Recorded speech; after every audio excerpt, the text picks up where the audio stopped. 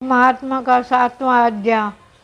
चित्रगुप्त ने उन दोनों के कर्मों को आलोचना करके दूतों को कहा कि बड़े भाई कुंडल को घोर नरक में डालो और दूसरे भाई विकुंडल को स्वर्ग में ले जाओ, जहाँ उत्तम भोग है। तब एक दूत जो कुंडल के नरक में फेंकने के लिए ले गया और दूसरा दूत बड़ी निम्रता से कहने लगा, हे विकुंडल, चलो तुम अच्छे कर्मों से स्वर्ग को प्राप्त होकर अनेक प्रकार के भोगों को भोगो।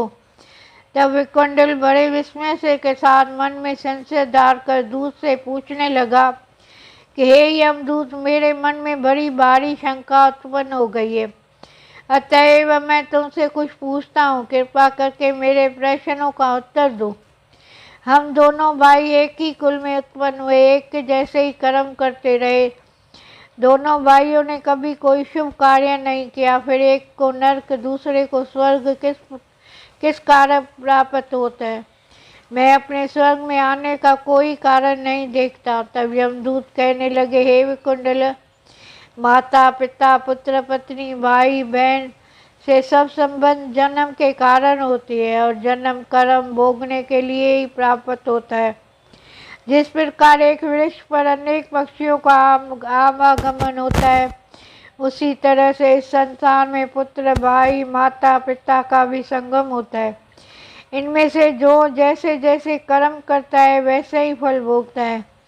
तुम्हारा भाई अपने पापों के कर्मों से नरक में गया, तुम अपने पुण्य कर्म के कारण स्वर्ग में जा रहे हो।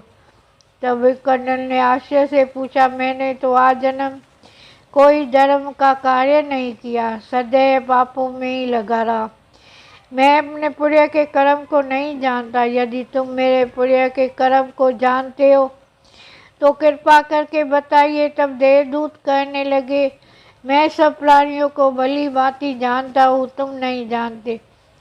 सुनो, हरिमित्र का पुत्र सुमित्र नाम का ब्राह्मण था, जिसका आश्रम यमुना नदी के किनारे दक्षिण उत्तर दिशा में था। उसके साथ जंगल में तुम्हारी मित्रता हो गई और उसके साथ तुमने 2 बार माघ मास में श्री यमुना जी में स्नान किया।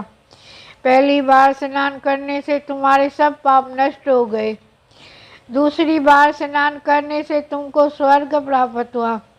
सो हे वैश्वर, तुमने 2 बार माघ में स्नान किया, इसी से पुण्य के फल से तुमको स्वर्ग प्राप्त हुआ और तुम्हारा भाई नरक को प्राप्त हुआ। दत्तात्रेय जी कहने लगे, इस प्रकार वह भाई को दुखी से अति दुखित होकर निम्रता पूर्वक मीठे वचनों से दूतों को कहने लगा, हे दूतों, सज्जनों पुरुष के साथ 7 पग चलने से मित्रता हो जाती है, यह कल्याणकारी होती है। मित्र प्रेम से चिंता न करते हैं, तुम मुझको इतना बताने की कृपा करो कि कौन से कर्म तो मनुष्य यमलोक को प्राप्त नहीं होता है, क्योंकि तुम सर्वज्ञ हो। माघ महात्मा का 7वां अध्याय पूरा हुआ।